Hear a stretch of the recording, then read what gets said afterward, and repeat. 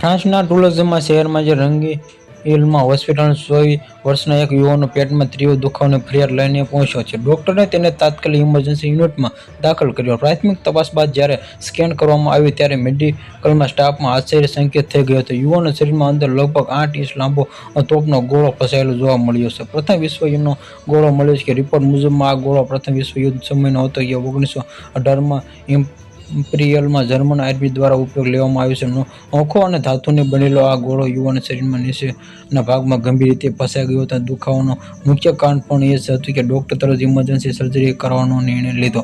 પરિસ્થિતિ ગંભીર જોતા હોસ્પિટલ પ્રશાસને બોમ્બ નિરોધક દળ અને અગ્નિશામક વિભાગ બોલાવ્યો હોય કે અનિચ્છનીય ઘટના બંનેને આખી હોસ્પિટલ ખાલી કરવામાં આવી. હોસ્પિટલના આસપાસમાં જેમાંથી આવેલા સુરક્ષા ઘેરો બનાવવામાં આવ્યો. તપાસ બાદ નિષ્ણાતો જણાવે છે કે ગોળો સક્રિય ન હતો, તેમાં સાવચેતી જરૂરી. બાદમાં જે બોમ્બ નિરોધકનો ગોળો પોતાની સાથે લઈ ગઈ ગોળો શરીરમાં કેવી રીતે પહોંચ્યો છે, હજુ સુધી સ્પષ્ટ નથી થયું કે આ તોપનો ગોળો યુવાનના શરીરમાં કેવી રીતે પહોંચ્યો. અધિકારી શંકા છે કે કોઈ પાર્ટીના અથવા ટ્રાન્સફર દરમિયાન બેદરકારી કારણે આ ઘટના બની શકે. પોલીસના મામલે પૂછપરછ કરી શકી છે. ગેરકાયદેસર વિસ્ફોટમાં રાખવામાં આરોપમાં લાગેલી છે. પેટનો દુખાવો શરૂ થયેલી આ ઘટનાના આખી હોસ્પિટલ ખાલી કરવાની પરિસ્થિતિ સુધી પહોંચી ગઈ છે. બનાવ માત્ર આશ્ચર્યજનક નથી, પરંતુ તે ચેતવણી રૂપ છે કે જે મજાક સ્ટન્ટ કરેલી છે ભૂલ જીવ માટે જોખમી સાબિત થઈ શકે છે.